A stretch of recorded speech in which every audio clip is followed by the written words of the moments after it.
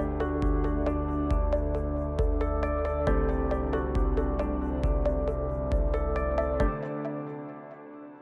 would like to introduce our Dean of the Price School. He has been such a great supporter of our new institute. For those of you who have followed us for a while, we used to be known as the Safe Communities Institute. We recently transitioned to the Price Center on National Defense and Public Safety under our Dean's leadership. I'll speak a little bit about that as the panel discussion goes on, but he's just going to give us a quick welcome this morning, so please help me introduce our Dean, Chris Boone.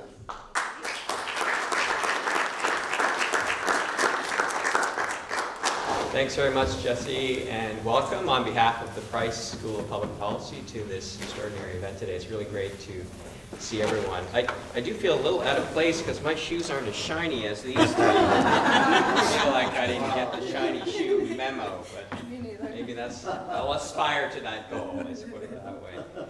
So if you don't know, the mission of the Price School is to improve the quality of life of people in their communities here and abroad.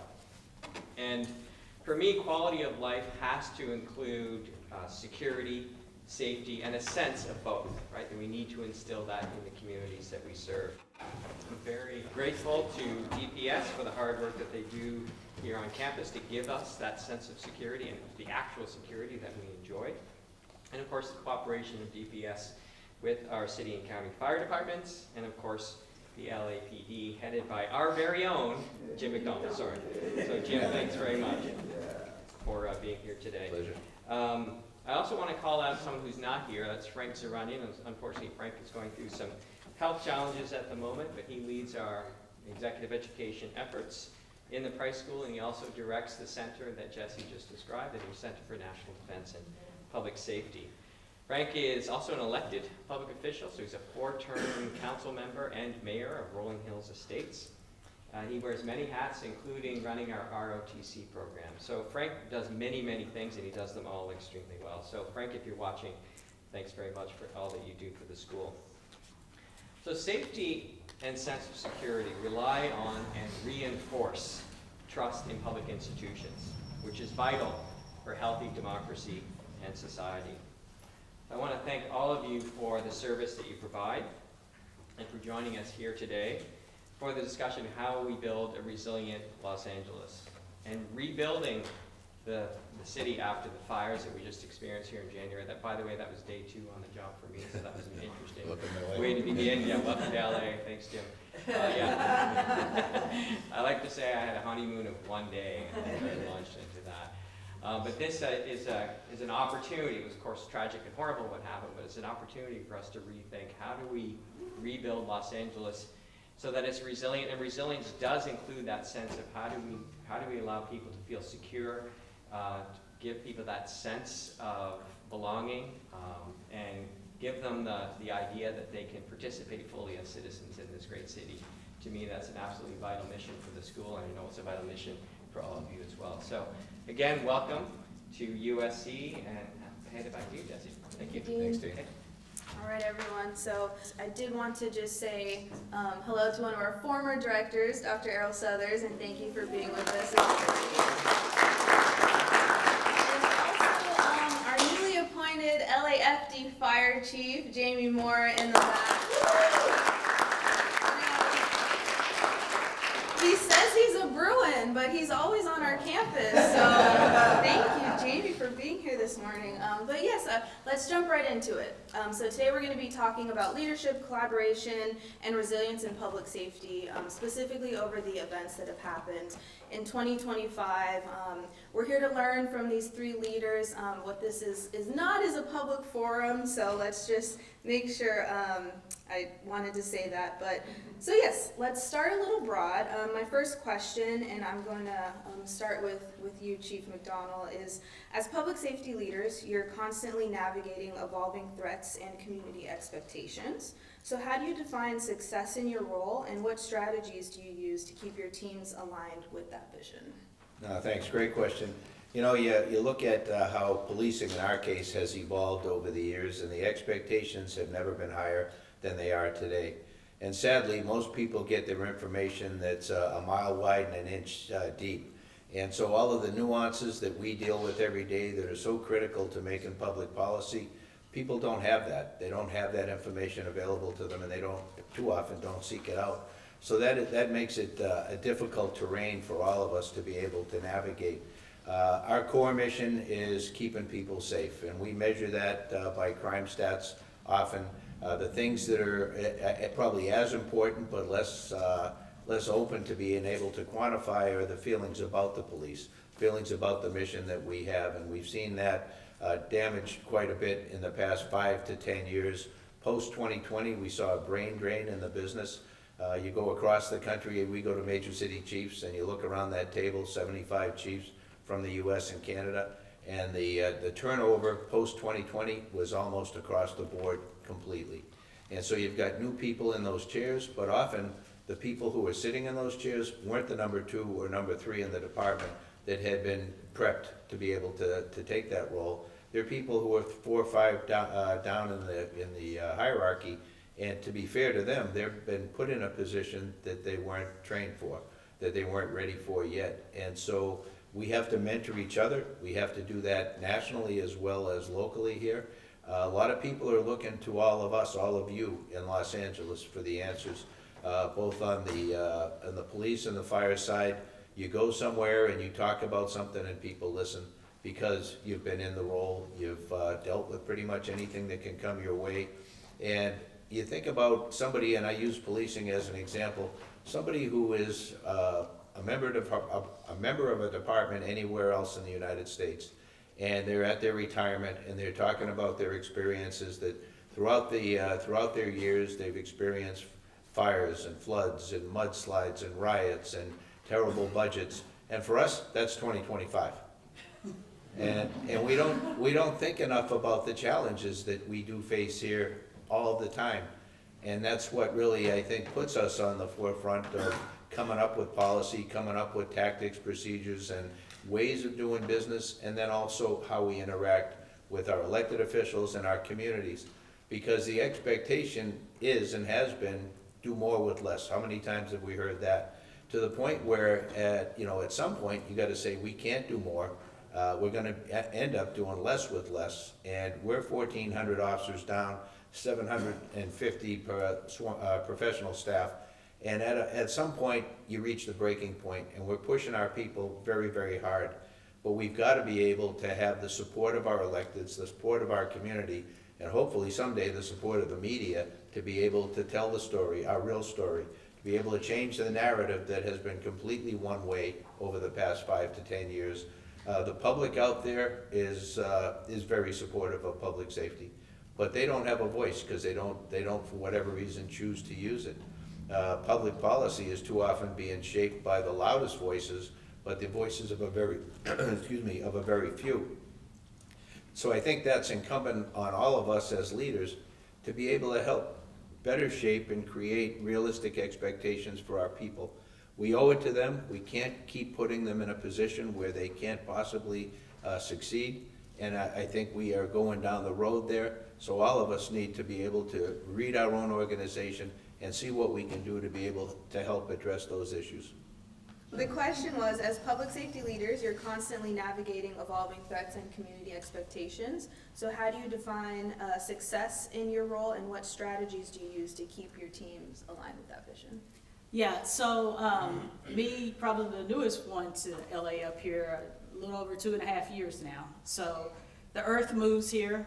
Y'all call them earthquakes. It's very unsettling for your house to be moving. Earthquakes, fires. I was used to tornadoes, of course. I think we've even had those here too. I think Montebello had one like 1.5 years ago. So the team that's here and how I would, when I arrived here, the one thing that I noticed so quickly is the partnerships and the collaboration with LAPD, the Sheriff's Department, the Chippies, the CHP. My greatest memory of CHP is obviously Chips, right? When you're outside of California, that's your only reference to them. But when I came here, just the great collaboration that we have here and the unique position that USC is in, where we're, 40,000, 50,000 students, faculty, and staff that are on these campuses, but it's not just my responsibility to keep them safe. It's LAPD, LFFD, all these groups come together to keep them safe. And so knowing that Jim takes my calls, I mean, he's a busy man, but Jim, and Jaime's gonna take my calls too now, my ESLP, but they stop to take your calls. And one thing that I noticed when I got here is that everybody were not so into titles, they were into helping. So to build a resilient community, you gotta have people that say, okay, these are the things we roll up our sleeves and this is what we get into, and we're not concerned about, well, she's the chief at DPS. He's the chief at UCLA, or anything like that. Is those titles, it's like, well, what does our community need? What do we need in order to have an impact on the community? And I embraced that because I was so excited to be an outsider to come here to experience that. And so when it comes to our people, I cannot say it better than what Jim said. And my mission at DPS is the same thing, is to provide a safe, secure environment. And a lot of times that's a perception of safety, is how people feel. And it's hard to quantify how someone feels. But, you know, we have our unhoused population and our a transient population that comes on and off the campus. And so our students, even though there might not be a crime statistic on their street, but they feel unsafe. So what do we do to provide that safe and secure environment? So that's our role at DPS. And how we measure that, somebody gonna measure that a long time after I'm gone, that, you know, were we successful in doing that? But anytime that we can reach a student and teach them how to navigate in this community, because we're 29% international students, their first time ever in this country, and they get to experience all of LA in its glory, right? And so if we can teach them how to navigate, keep themselves safe, and I always tell my new officers that come in, it's a challenge. USC is, there's a huge challenge there, there's so many opportunities there, but our job is to make sure that we provide that environment for our next Nobel Peace Prize winner, our next Grammy winner, our next scientist breakthrough cancer. All those people are here. And my job is to keep them safe so they can pursue all of those, all those lifelong goals and become whatever it is they have imagined themselves to be, and to create that environment. And in order to do that, I have to have all my partners, not just here at USC, but everybody that contributes to that. So success is when our students leave here, for me, leave here, and they're able to reach their full potential. That's great. Thank you, Chief. Yeah, that was wonderful. And I'll pass it over to you, Chief Maroney. So how do you define success in your role, and what strategies do you use to keep your teams aligned with that vision? Well, I mean, obviously I think that both the other panelists really hit the nail on the head. LA is unlike any other metropolitan city in my mind, in that we have wildfires, we have floods, we have earthquakes, we have protests, and we have to keep our community and its residents safe. The Internet of Things and social media has added to that challenge, I believe, just as Chief McDonald had said, but no one stands alone in public safety. And that's what I keep thinking of, is how together we respond to whatever disaster is thrown our way. In Los Angeles County, there's 30 different fire departments, and there's 44 law enforcement agencies. We have about 433 fire stations with 9,500 firefighters. And those are from those 30 departments, whether it's the federal fire department at the Angeles National Forest, or the county / state fire department with LA County Fire, but also the municipal fire departments, like my partners that are sitting in the back. Congratulations, Chief Moore, on your new position. We all have to work together. And when I build my team of incident commanders, leaders' intent is so important, because they must know how to do their job, and they have to do their job well. LA expects a lot, our residents expect a lot of us, and even though it's a challenge to coordinate activities between all 30 departments, all 30 fire departments, and those 44 law enforcement agencies, on January 7th we were tested not only in LA County, but LA City, like we've never been tested before. That was the worst wildfire disaster that we've ever experienced. And it just wasn't one. It was actually 4 wildfires that we had that day. The first one started near West Hollywood, up in the Hollywood Hills with LA City and LA County. And then we went into the Palisades fire. And then our bad day turned into the worst day in our history when the Eaton fire started. And we had to deploy resources to the Eaton, and we already had resources on the Palisades. But then at 10:30 p.m. that night, we had the Hearst fire. But all of these fires had multi-agencies responding to them. They needed to coordinate, they needed to collaborate, they needed to communicate with one another. And, you know, the different AARs that have already been put out, those after-action reviews, they all have lessons learned in critical focus areas, and almost all of them talk about a greater need for communication and a greater need for collaboration, a greater need for both field training exercises and tabletop exercises, because trying to coordinate 74 different departments is a challenge. And when the chief speaks about people taking her call, she's right. We're all in this together. Nobody stands alone. But our teams must function seamlessly with one another in order for us to have, you know, good outcomes during these natural disasters. Thank you, Chief. So that kind of segues perfectly into our next question. We would like to just talk about the wildfires, and you said there were 4 going on at the same time, and so you did touch on this, but I'll throw it back to you, Chief Maroney. Can you talk about what the challenges were in coordinating emergency response, and then what we kind of did successfully? I think we were successful in the coordination of multiple agencies coming to our assistance through mutual aid. Chief McDonald knows it best. When he was sheriff, he was the regional coordinator for law enforcement mutual aid for I believe 5 counties.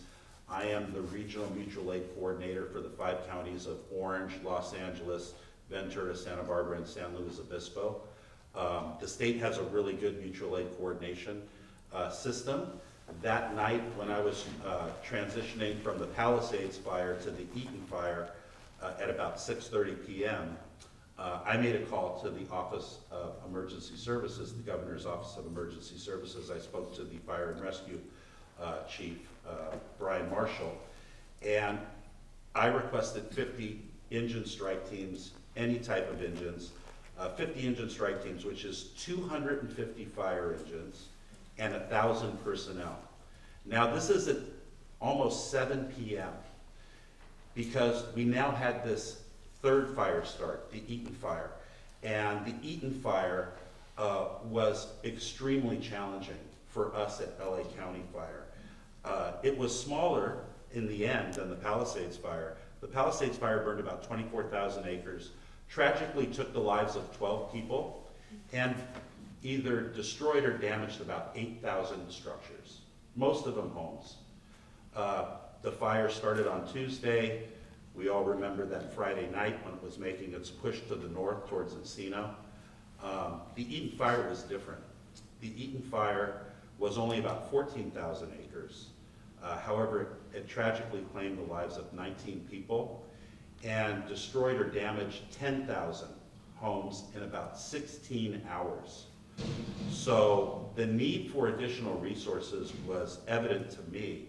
I made that call at about 7.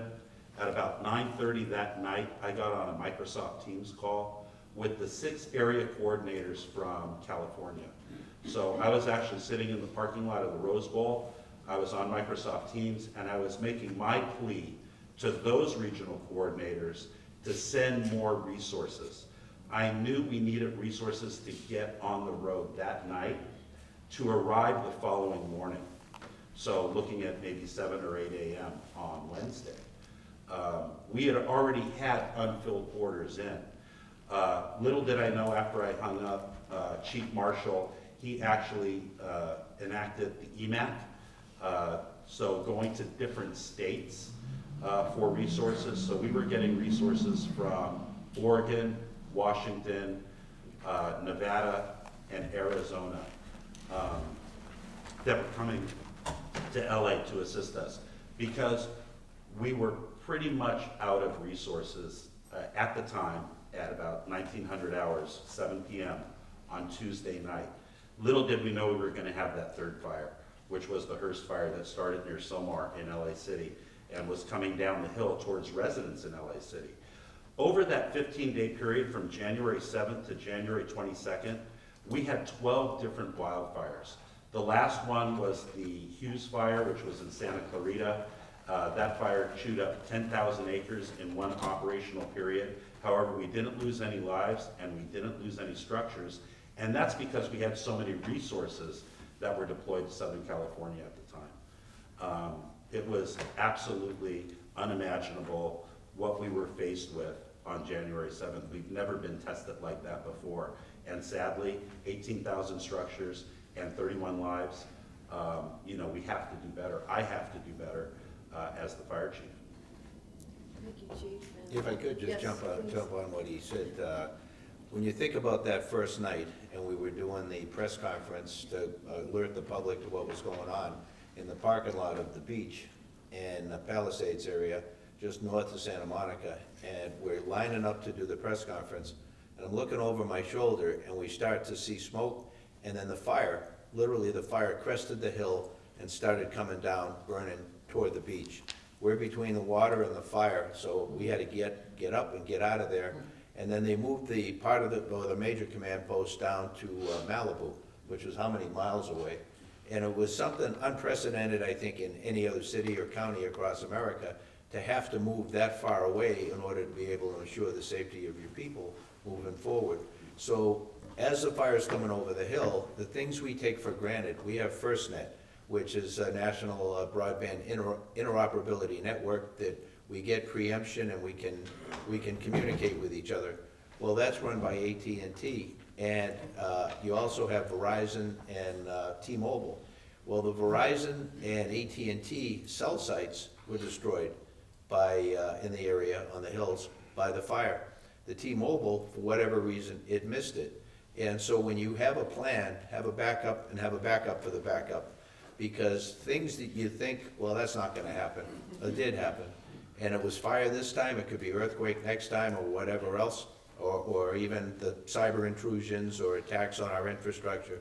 We need to be able to ensure that we're able to still go back to the old way of doing things before we had this technology, because technology has a point where it will fail, potentially. And we gotta plan for that failure. That's where you talk about the tabletop, the exercises that we have, that you bring together people and you think it's for drill or to be able to say you did it kind of thing. It is so critical that we focus on things that aren't likely but are very possible, and given Murphy's Law, they will happen here. Thank you, Chief. And to you, Chief Hill, you know, I know our students, faculty, staff were impacted, and how did you coordinate that response?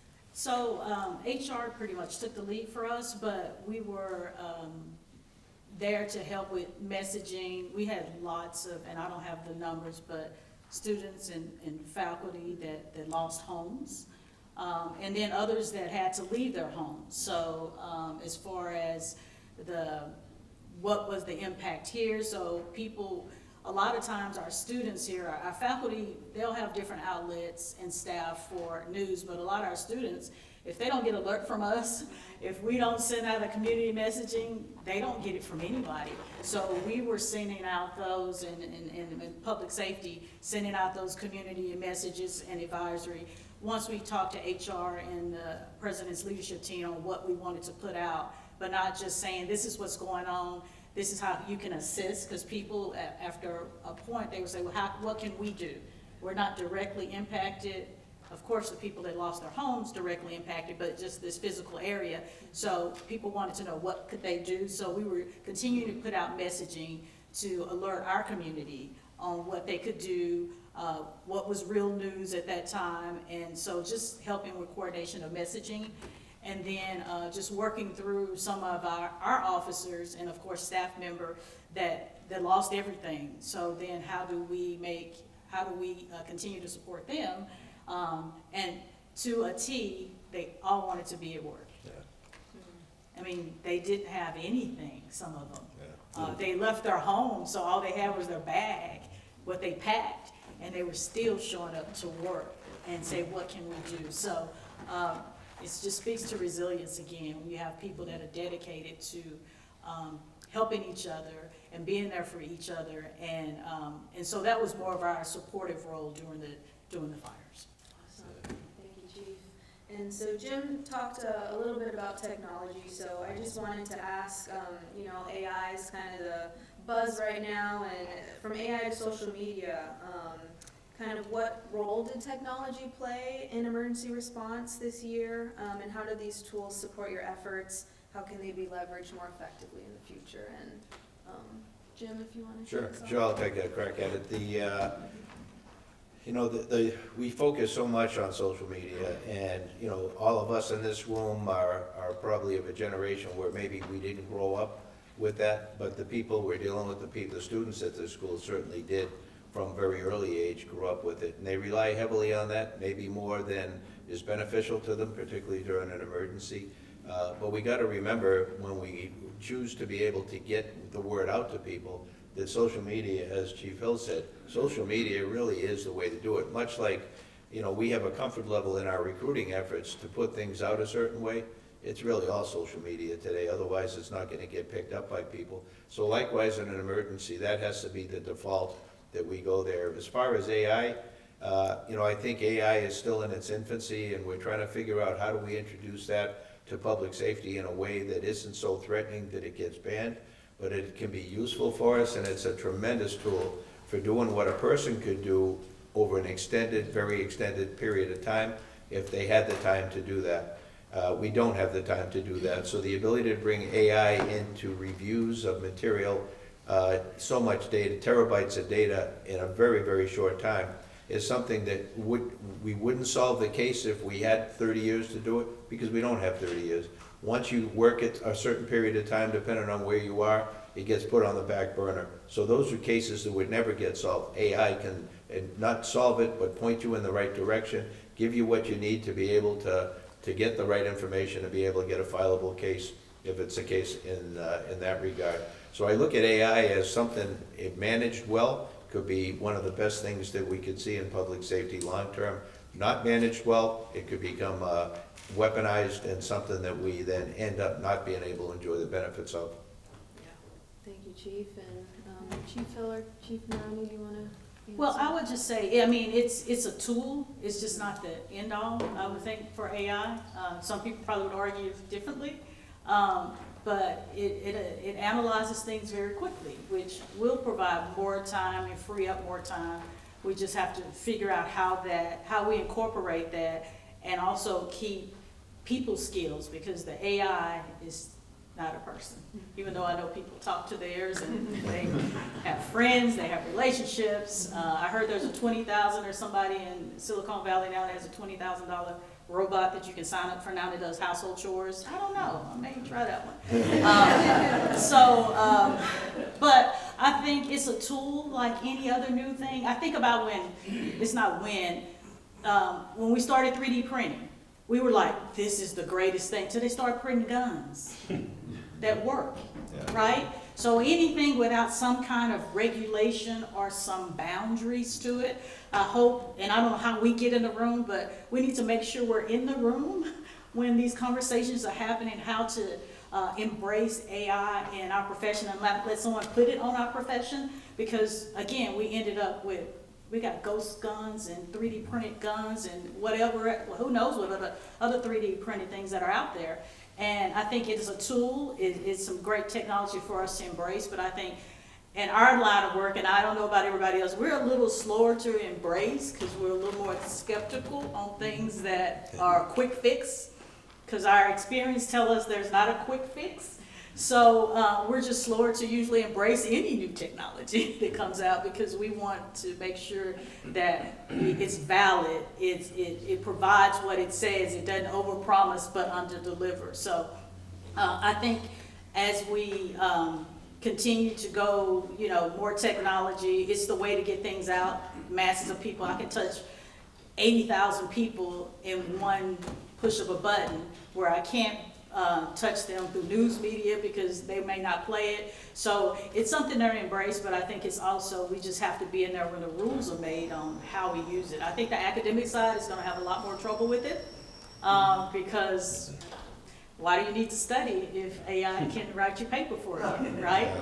So I think they're gonna have a lot more rules and things that they're gonna need to put in place. And but it's coming, it's here. So we're just gonna have to find a way how it works best to make us more efficient and effective at what we do. Yeah, thank you, Chief Hill. And Chief Maroney, how have you kind of seen AI and social media take off in your department? Yeah, thank you, Jesse. So the fire service does employ AI. So we have a network of cameras throughout California, 1,100 of them, through Alert California Wildfire. They use AI to, when they see smoke, to differentiate whether that's smoke from a wildfire or smoke from a structure fire. We also have some fire predictive modeling programs down at UC San Diego that employ AI for a 3-hour model for a wildfire if it's unsuppressed. Where will that fire be in 3 hours? Taking into account the weather, the topography, the fuel type that's burning, where it's burning, the location. I do see that AI is going to help us, especially in the satellite realm with wildfire detection, not only being able to detect hotspots, but where the fire front is and moving. So that's going to be a benefit to us. But I think the one takeaway for the group should be is nothing replaces boots on the ground. And when Chief McDonald talks about being 1,400 officers down, or I talk about being 150 firefighters down, it's because we need people to do the job. Technology is not going to replace a police officer, a sheriff's deputy, or a firefighter. We actually need those people. It might help us be more effective and efficient, but when we talk about wanting funding to make sure that we have the right number of people to do their job, AI is not going to be able to replace those folks. If I could, just to top on, what can we do about AI or any of the other new technologies coming along? The first thing is we shouldn't be passive. We shouldn't let vendors dictate what we use, what direction our profession is going. They're driven by the money. And if we get together and we say, as professionals, we're not ready for this yet, or you need to work and refine this more so that we protect this, civil rights or whatever the issue is, depending on the type of technology it is. If we do that and we have a collective voice through the organizations that represent us, that could be unions, that could be, in the case of LA, major city chiefs, major county sheriffs, the International Association of Chiefs of Police, PERF. There's a number of organizations out there that have a louder collective voice. If we work through them, we can get vendors to be able to tailor their product to our needs, rather than us addressing what they're putting out as how are we going to use this. When you go to the exposition hall at IACP, there are literally thousands of vendors there, many of them competing with each other, all for the new shiny object. And too often I think we go there and we look to see what's out there and we buy something and we try and tailor our response to the product available, rather than flipping that around and saying, what do we need? Particularly large organizations, we have a very big voice in their R&D as to what's going to work for them and what's not. Bottom line with the money issue, like so many other things driven that way, that if there's no market for it, they're not going to do it. They're going to be respectful of what the needs of the industry are. Thank you, Jim. So I'm gonna pivot just a little bit. So maintaining community trust can be particularly challenging, especially during federal enforcement action. So kind of what strategies has public safety used to uphold trust while fulfilling their responsibilities? And start with you again. Oh, sure. Thank you. Yeah, in June, all of a sudden, we became aware that there were task forces being put together by ICE, basically bringing in FBI, ATF, DEA, the marshals, to be able to help them do their mission. And that mission was to go out there and pick up people who weren't documented and, for deportation. And so this is all of a sudden put on us as a municipal law enforcement entity. There's no communication because the feds, this task force, did not want to share the information with us. We're prohibited by state law from being able to enforce civil immigration laws. We don't do that. At LAPD, we haven't done that since 1979 because we felt strongly, and that's been supported throughout the years, that if we were to get into that business, then we would lose the trust, particularly of our immigrant communities. And if we lose trust, we lose everything. People aren't going to report crimes. They won't come forward as witnesses. We can't get successful prosecutions done. And then the people who are most vulnerable get preyed on by gangs and others who take advantage of that void there. So we've stayed the course now for 54 years. We're not looking to get off that at all. It's now cemented in the law, the California Values Act. So we have clear marching orders. All of our people know what we can and can't do. We've gone out there to every group that stays stable for a short period of time. We will talk to that group. We get out there in the Spanish-speaking media, all of the other ethnic medias that we can as well, because this is not just one portion of the population. It's potentially anybody, and we have over 200 languages spoken in LA, and at least as many different cultures and nationalities represented. So we are a place that we have to be able to protect all of our community. We were criticized when we would show up at an ICE enforcement action because we were there. Some would perceive that as assisting them in their goals. When we went out, we didn't assist and we didn't get in the way. We didn't hinder what ICE was doing. They're a law enforcement organization, they're federal agents doing the job that they're tasked with. We are not part of that job and assisting them, but we do have an obligation to protect them and everybody else in that environment. No matter who calls us, we respond. There were calls about kidnappings. We got kidnapping in progress calls fairly frequently in June. Our direction was to roll out there, code 3, with a supervisor, determine what you have. If it's a kidnapping, deal with it as you would. If it's federal agents doing their job, then to be able to clearly identify who they are and then protect the environment. We didn't get involved. Sometimes we would put up a skirmish line between a crowd that was gathering and the enforcement action that was happening. We're walking that tightrope, and I think we did it fairly well in order to be able then to maintain as best we can the trust of all of our communities. We're out there in churches, in the media, in talking to as many people as we possibly can, telling them in our case what LAPD does and what we don't do, and the history that we have. We would talk about Special Order 40, which is in our language just a vehicle that changes the policy manual for the next year. But that has taken on a life of its own. But it's something that we have stayed the course on and are very comfortable where we are relative to that. But we have work to be done because a lot of people believe they look at the police collectively and we have to differentiate and let people know on an ongoing basis what we do and what we don't do. And that's something that we worked for 50 years to try and develop great relationships with our communities. And, we saw actions like this occur, and it certainly does create a lot of anxiety and then shakes the fabric of that trust that we've built up over years. So it's something that we can never check the box and say, we're good. We got to constantly work on the relationships we have. And when you think about it here, we talked about the diversity of our area. When people come here from other countries, they view the police here much as they saw them at home, wherever that was. So in many countries around the world, the police are not trusted. They are sometimes brutal, sometimes an arm of the state in a way that we would see, happen in oppressive countries. And when they come here, we have to work hard to be able to differentiate the police in America, the police in Los Angeles, from what they may have grown up with. So a big challenge for all of us and a work in progress. Thank you, Jim. And Chief Hill, how were our students impacted and kind of how did you navigate that? So, yeah, our students, in this day of social media and some of the apps that were out there, they would see an unmarked vehicle. And, we have LAPD vehicles on campus all the time that are unmarked. Is that ICE? Are you working with them? And so what we did internally is developed, along with Dr. Suttles is actually my boss.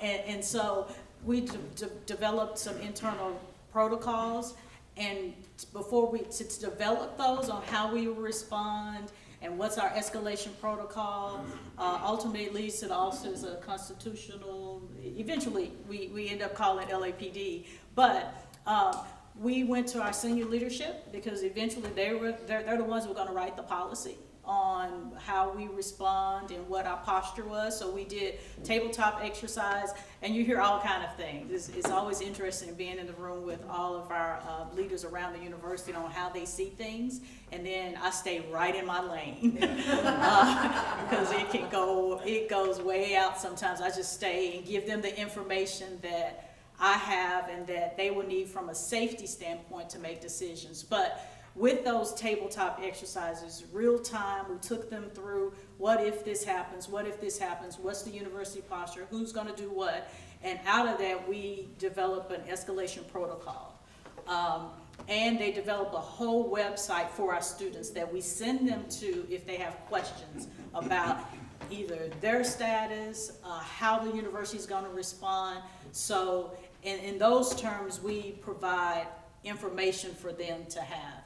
So even despite that, I've done several interviews with our newspapers, Daily Trojan and Annenberg, to talk about our protocol. But what makes the newspaper is DPS is going to allow ICE on campus, right?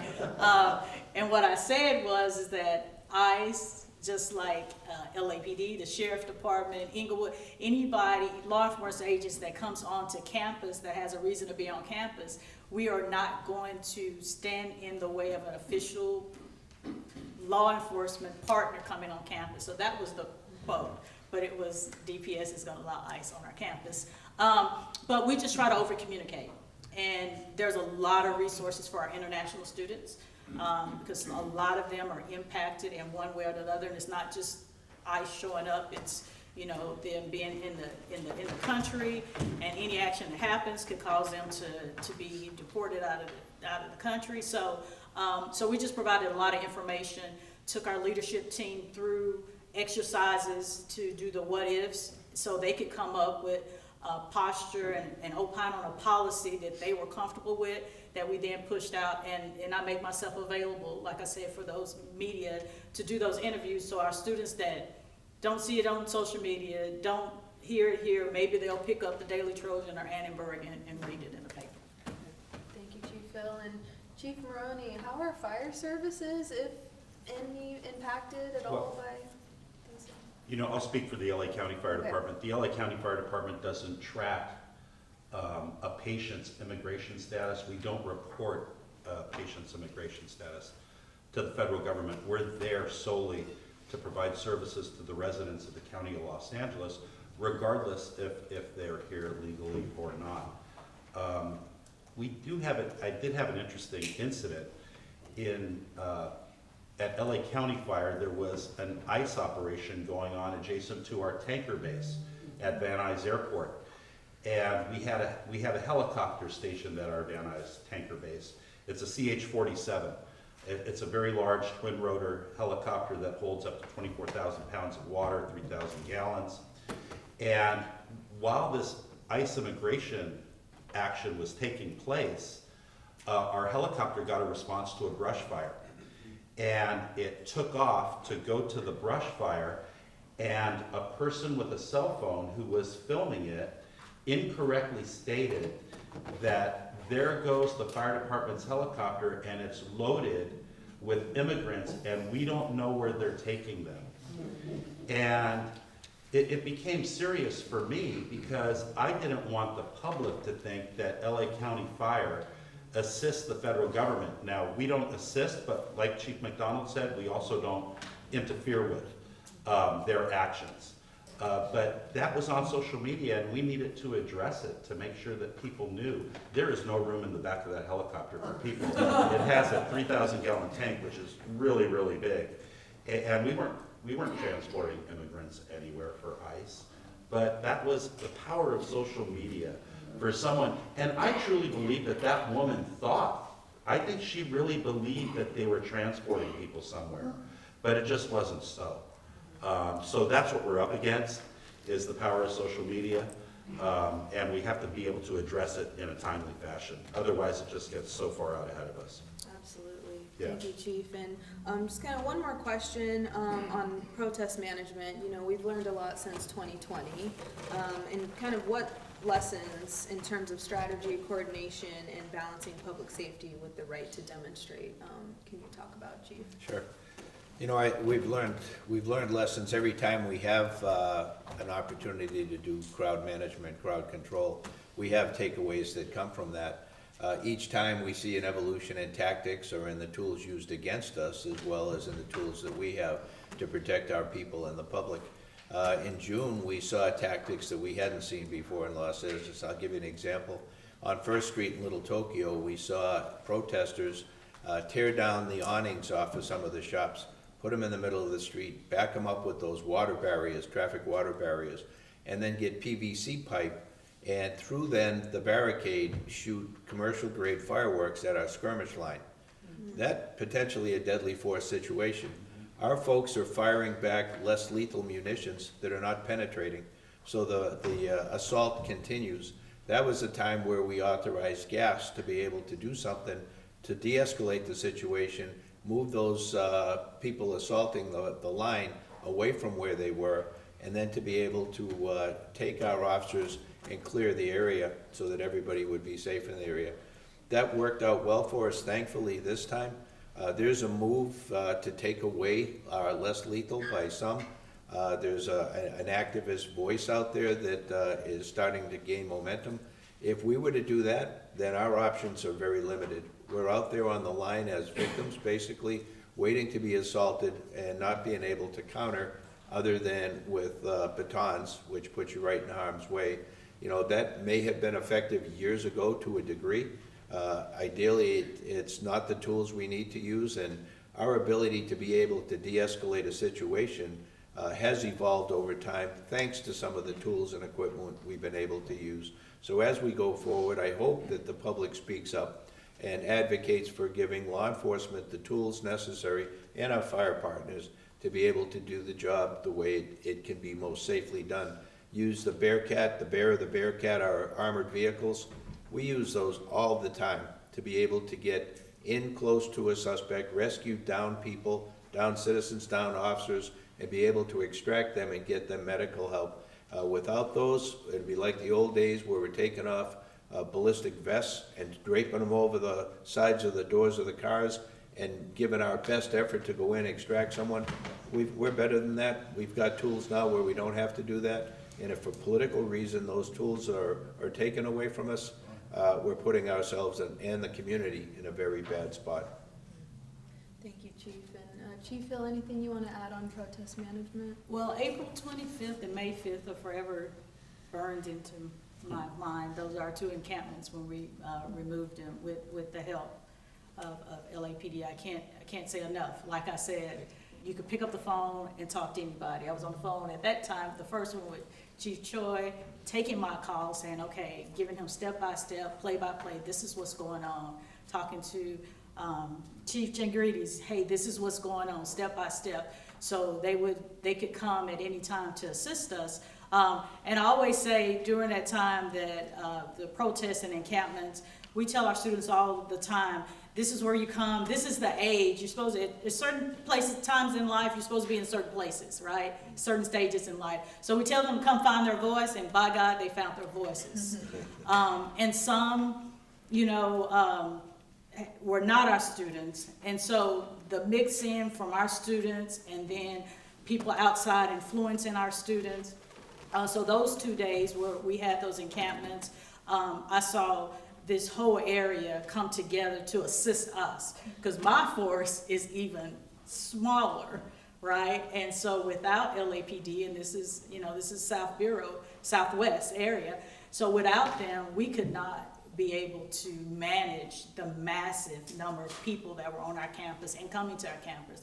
We were stopping U-Hauls with cinder blocks, never made the news. Cinder blocks in them. It's like, where are you going with cinder blocks? Cinder blocks, camping equipment, all kind of things to build up their encampment. So we know there's a line for people having a voice, and we want to protect the freedom of speech for our students because they are exploring, they're trying to figure out things. So we want to protect it, but at the same time, it's the responsibility of us and our partners to make sure that everybody else around them are safe while we manage that protest. So lots of lessons learned, and I didn't have to learn the lesson for me to learn lessons from UCLA to Columbia, all around the country. I learned lessons from them. I don't have to wait till it happens to employ those. But so those 2 dates, we worked seamlessly. We had no people injured. LAP didn't have any people injured. We didn't have any people injured. There was no protesters injured during that time. So, and we learned from April 25th to May 5th to the point where when May 5th came, for everybody in the room that didn't know, not a single arrest. We started making an announcement. Before we got to the third announcement, everybody just started running. They left. They did not want to be identified because the student sanction was way more than a criminal trespass could ever do to them, right? So getting sanctions and being kicked out of school and having to call mom and say, or dad and say, your money's going down the tubes because I just got suspended from school. That had way more impact on the ending our last encampment than the threat of us arresting them. So learned a lot, and what I learned is that we have a lot of partners here that call to check, and sometimes I didn't even make the call. They were calling me and saying, what do you need? They're short, right? But they're calling me, what do you need? What can we do to help you? Because we are a community that cares, and making sure that we're keeping the whole community safe and those kind of things. And I know next time, anytime we have a protest, demonstration, that we continue to those conversations early on to make sure that, you know, we provide this right to free speech, but also a safe environment for all our community. Exactly. Thank you, Chief. And I have another question for you, Chief Maroney. So kind of what are the most important takeaways from the emergencies that have happened in Los Angeles this year, and what would you pass on to current and emerging leaders in public safety? Well, I like the piece about the collaboration. So I think that the county and the city of Los Angeles, we're very fortunate. You know, we have Chief McDonald, we have Sheriff Luna, myself, Chief Moore, and then emergency management, the Office of Emergency Management, Director Parks, Director McGowan. The 6 of us, we're going to be challenged again, whether it's a wildfire or an earthquake, God forbid. We're going to be challenged again. We have to train together. We have to deconflict our policies and procedures. We have to leverage technology. We need a common operating picture that's shared between all of the departments so we all know exactly what's going on in real time so we can make the best strategic and tactical decisions for our personnel as they go out to protect lives and property. We have a lot of resources, but with that number of resources comes that ever-pressing challenge of, you know, collaboration and the communication piece and being able to coordinate what we're doing so we're the most effective and efficient public safety force out there. It's all about relationships. Like Chief Hill said, it's about people taking your call in times of crisis to find out what you need, how can you support, because truly no department stands alone, especially in Los Angeles. And, you know, I see some other fire agencies here. I'm just so appreciative of the help that they provided us. LA County is used to giving assistance, but on January 7th, we needed assistance, and they were there for us, so thank you very much for that. Thank you, Chief. And Chief Hill, what are some of the most important takeaways from this year's emergencies that you learned that you would like to pass on to emerging leaders in public safety? The relationships that you build outside of an emergency, the cup of coffee, the just sitting down and talking about and giving your number out and saying I'm available. And I think that relationship building for any leader, that's what's important, because you will find that there is not a single thing that you do alone when it comes to planning, managing, and recovery from emergency. It's always with your partner. So just that relationship building early on before the crisis. take the scenarios, the tabletops, the great shakeout, all those things serious. I mean, really do them, not just some exercise that we go through. When you do them full out, because you practice, you'll play like you practice. That's what makes great athletes, right? I'm a big sports person. That's what make them, they practice. They practice as hard as they will in the game. So I think that's what I would say to any emerging, anybody in this room or anybody who's looking to be in the leadership role, is just building those relationships. And it's just, you cannot do it. I've been doing it over 31 years now, and you just cannot do it alone. It's just no way possible. You don't have the bandwidth or the brain to be able to figure it out, and you just don't reinvent the wheel. I came here with a lot of experience of doing different things in Texas, and it was like, hey, this model works here, so I'm gonna embrace this and just add little touches here and there, but I don't need to reinvent the wheel. It works. Yeah. Absolutely. And Jim, anything? Yeah, you hear the same thing, the 3 Cs, communication, collaboration, coordination. We saw that in all of the events we've had this year. When we talk to our federal partners, the ADIC from the FBI or the SACs from the other agencies, they spend about 3 years in an assignment before they leave. And so we have a kind of a continuous churning over the years of people in that role. But what they say to a person is, I've never been anywhere else in my career where the relationships among all of the players have been as good as they are. And so that's a thank you to all of you for keeping that going as we move forward.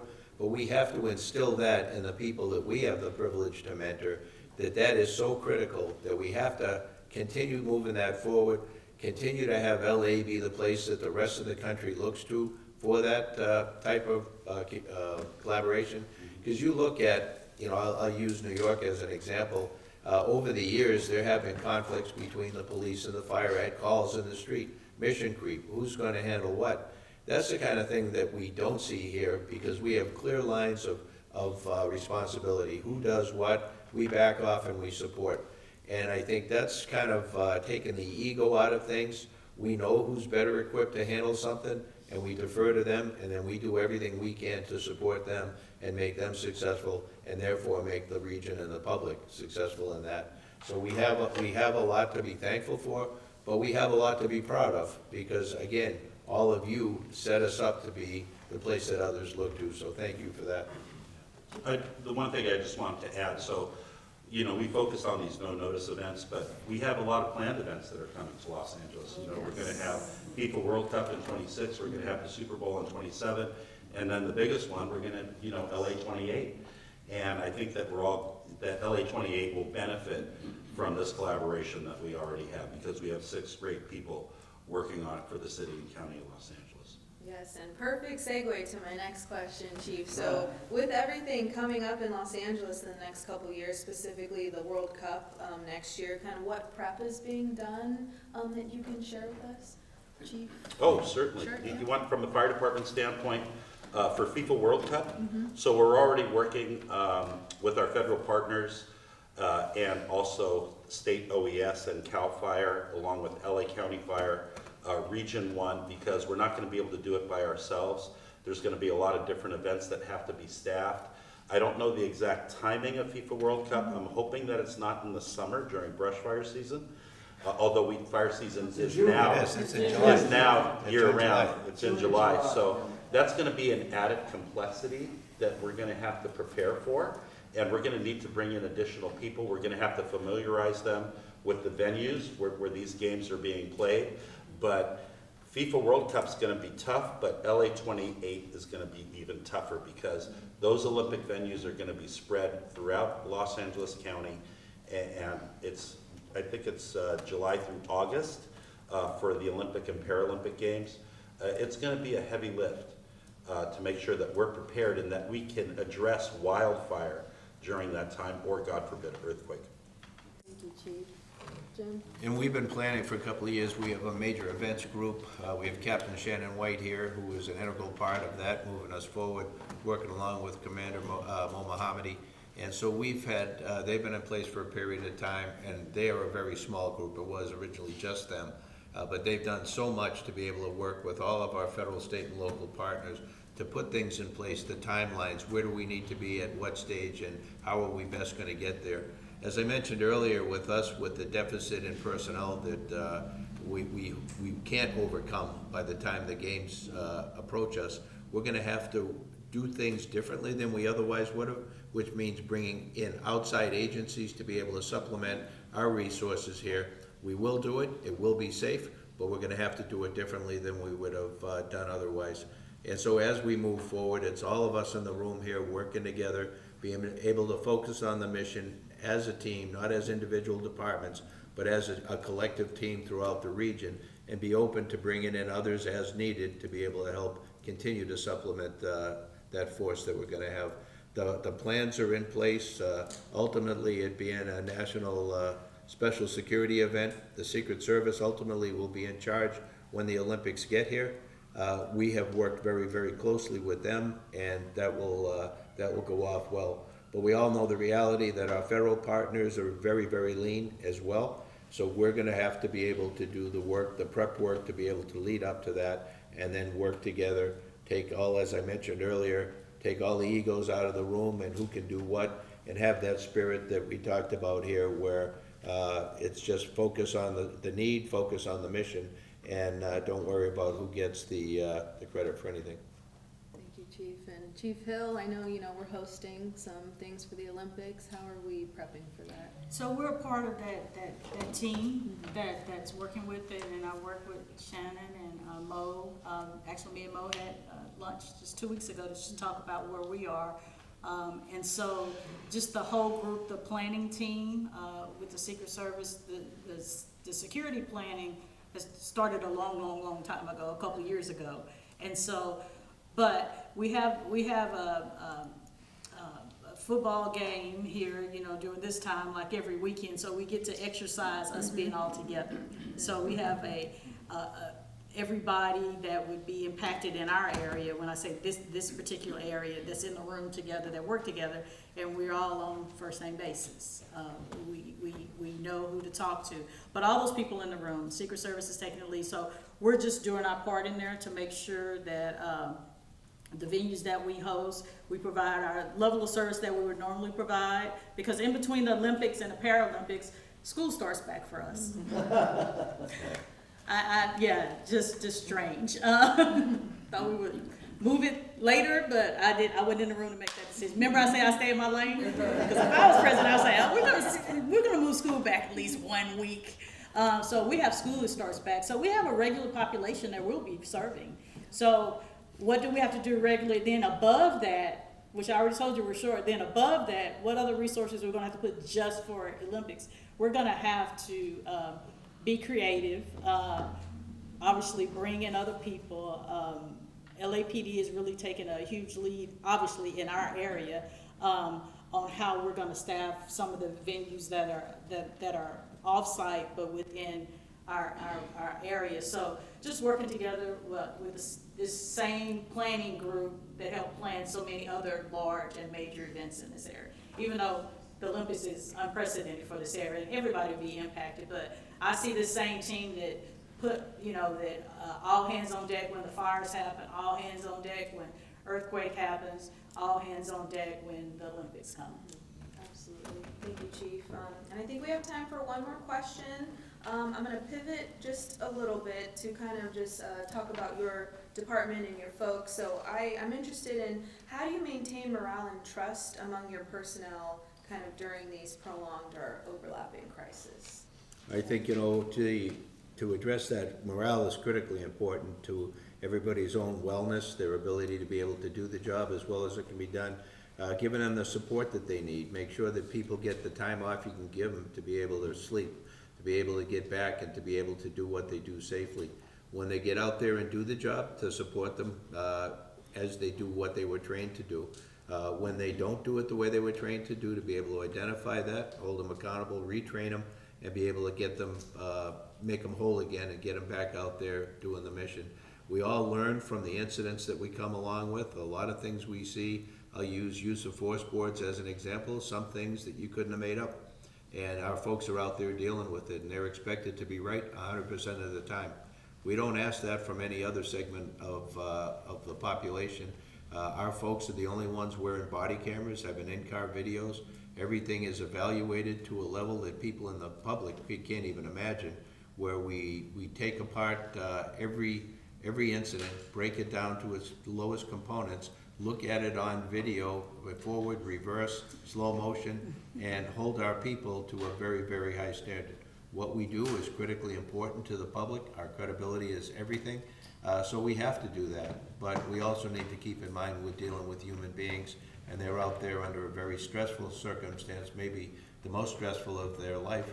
And we need to be able to ensure for their, that we look out for their wellness, as well as get the big picture and of accountability, transparency, and the other things that make us a world-class organization.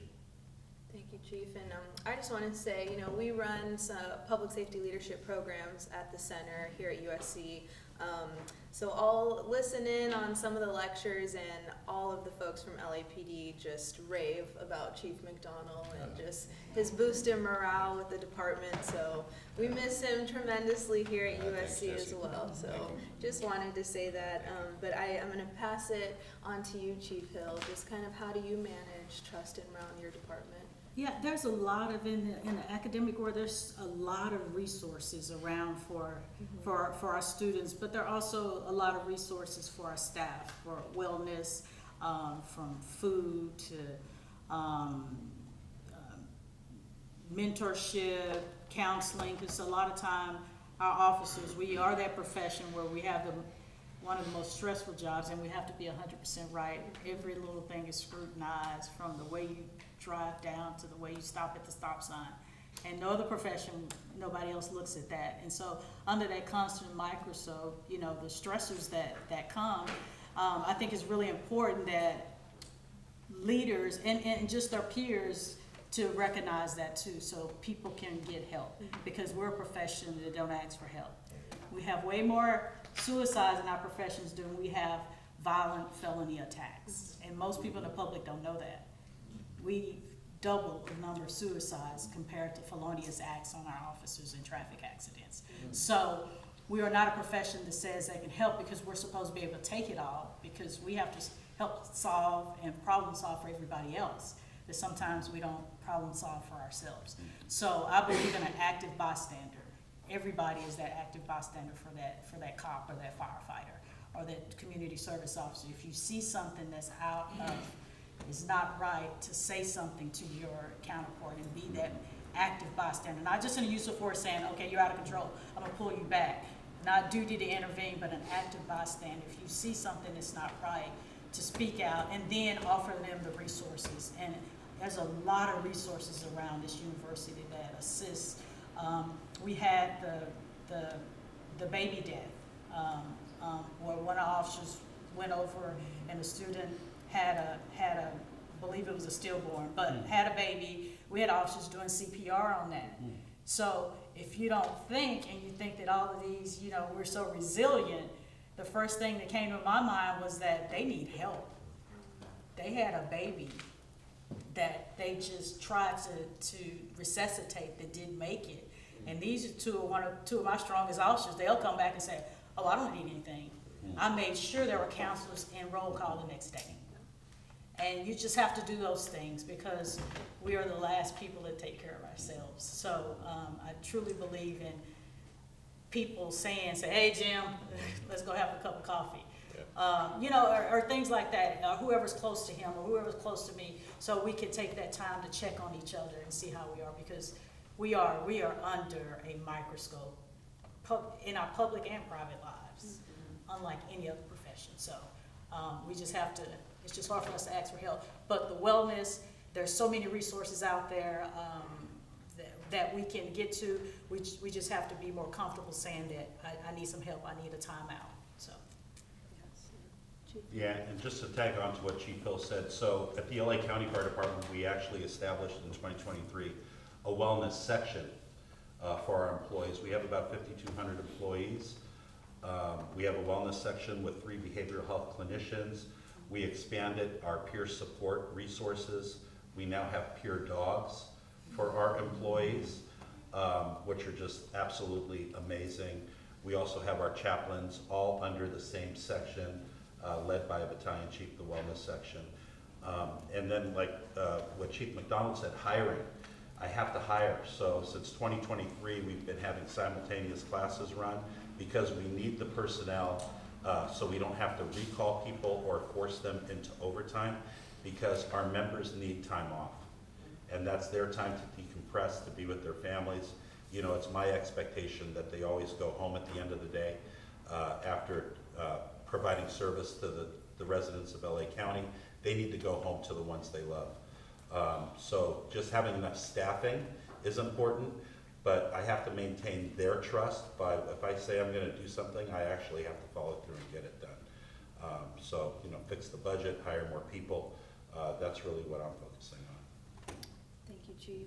So before I close it out, I just want to open it up to our panelists if there's anything that you didn't get a chance to ask that you would like to add. Good. Just a thank you to all of you. Thanks for being here today, but thanks for the work that you do every day and in your own piece of this public safety partnership that we enjoy working together. And I would just say, you know what? I get to talk to recruits, I get to talk to retirees, and we are a culture, and I've said this before, but much like the military, from day one, we start looking toward our retirement. Where am I gonna move to? What am I gonna do? You know, and just wishing our lives away. And then when you talk to retirees, what do they talk about? Every day they had on the job. So we don't appreciate what we have while we have it, and we look back on it later and wish we could still do it. And so enjoy that. Think about that if you would, but just enjoy the opportunities, the networking, the friendships, the relationships we have here. You leave here and you'll probably go out and maybe do some consulting, do work elsewhere, and it's driven by the bottom line, the dollar, not by the relationships, not by the mission. So we have something really special here, particularly in our region, and I think that too often we don't appreciate it until it's past us. Thank you, Jim. Yeah, thank you. It's such an honor to be here to speak about the LA 2025 wildfires, and it's really not about myself or the County of Los Angeles Fire Department. It's about public safety in general because we couldn't have done it by ourselves, and you know, we really value the relationships we have with LAFD and LAPD. So thank you so much for coming to our assistance. Thanks, Jesse. And I just want to thank our three panelists for their service and leadership.